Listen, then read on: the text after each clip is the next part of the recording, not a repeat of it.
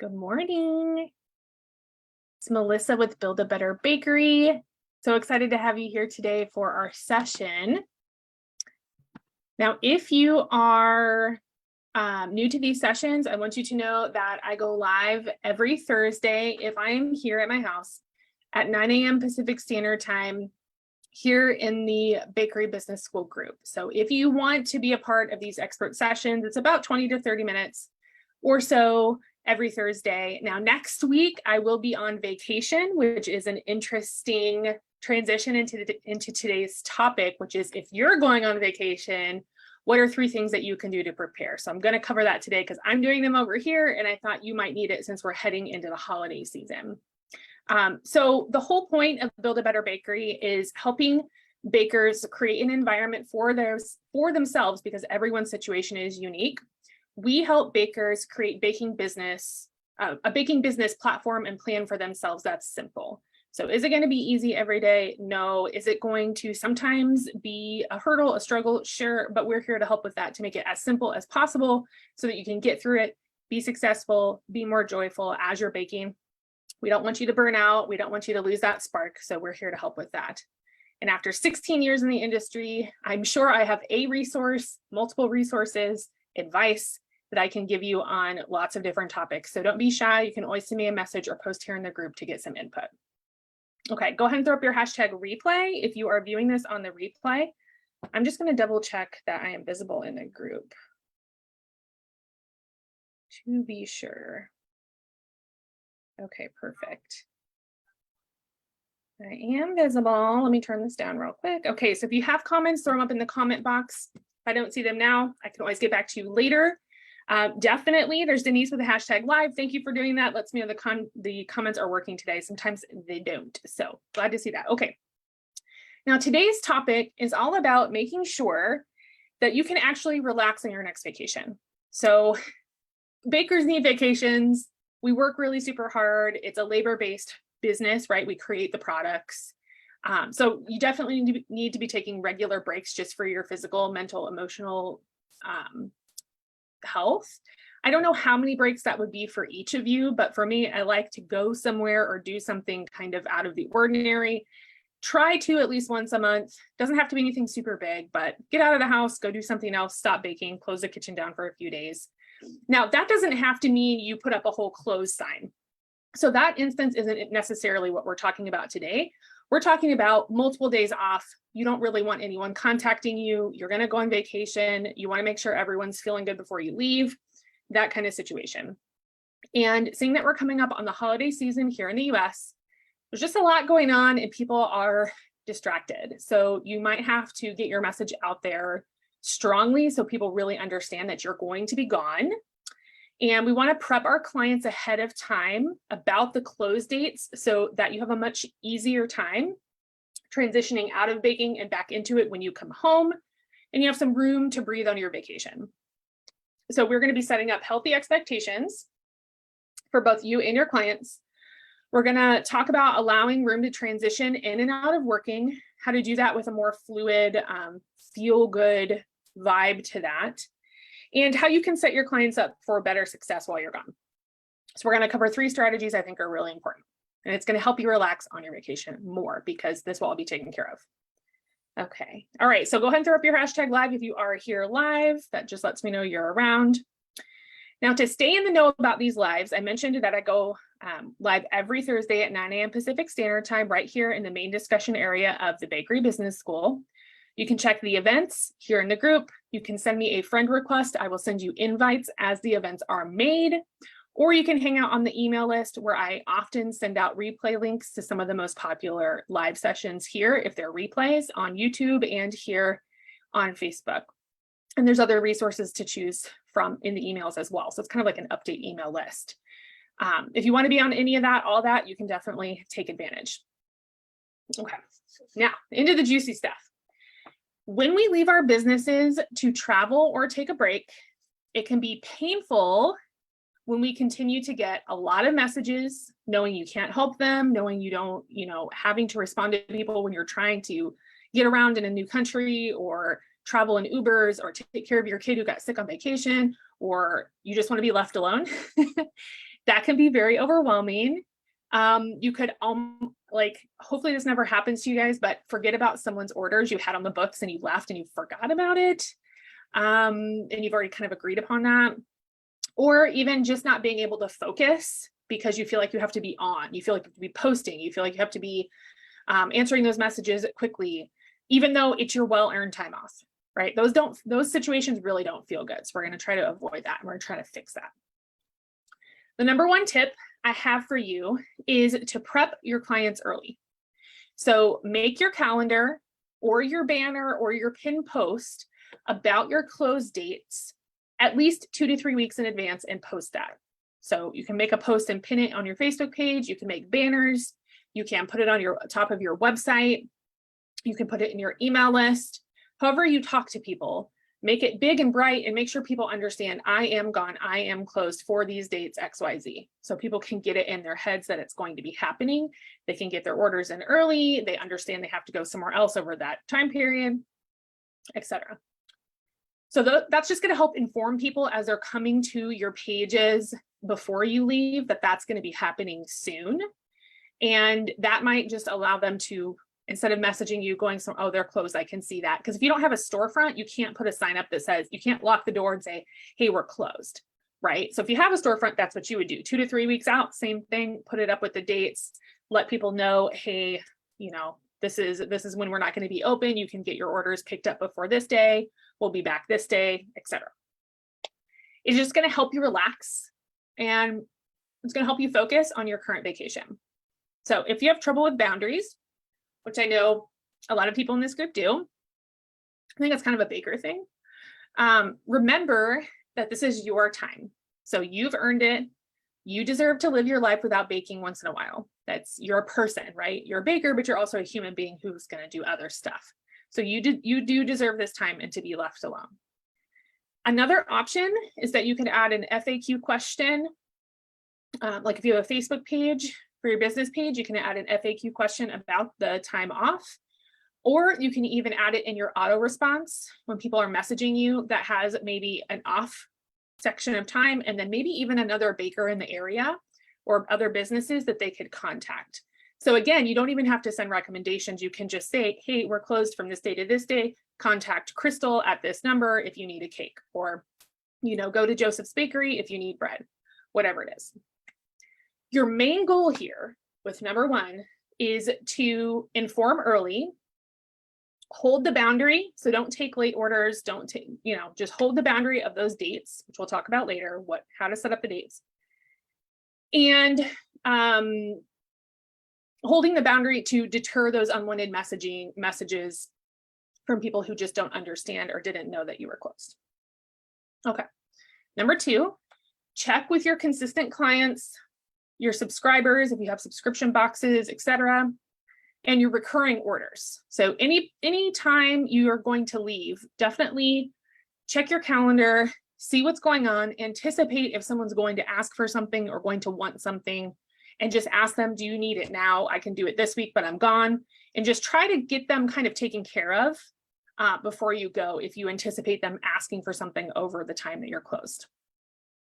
Now make sure that everyone knows, especially if you know that an order is going to land on your website or in your inbox because you have a subscription service, let them know that I'm gone, right? This day to this day, and you have something that's going to come due, but I can do it before I leave or after I leave, and give them those options.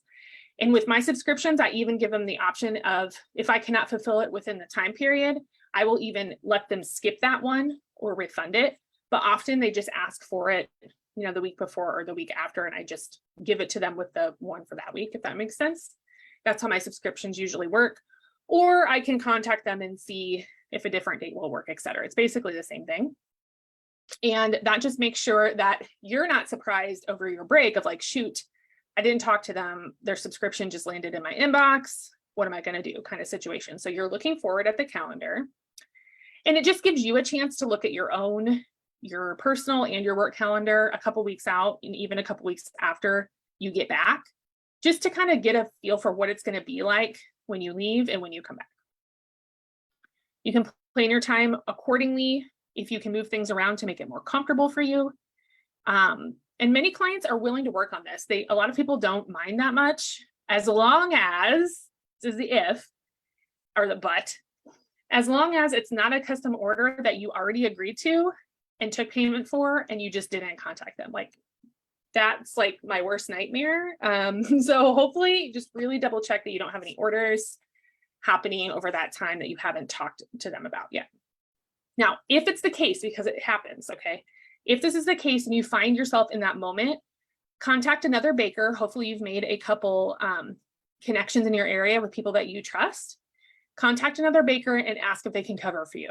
Do something similar, try to copy whatever the order was for you, have them do it, and then give the client the choice to go with their work or that you can refund them. That's like last thing that you want to do, but if it happens, that's something that you could try. Additionally, check the week after you get back. So is there a big order coming up that you really need to anticipate? What kind of situation are you going to need to set your house up in so that when you get back, you can start working right away? Or are you going to have some free time? Or what does that look like? And another thing that I like to do is I like to buy the materials that will stay fresh over the length of the trip. I like to buy those before I leave. So kind of like I don't have to shop again. I know that week I can just make all the orders with what I've already purchased.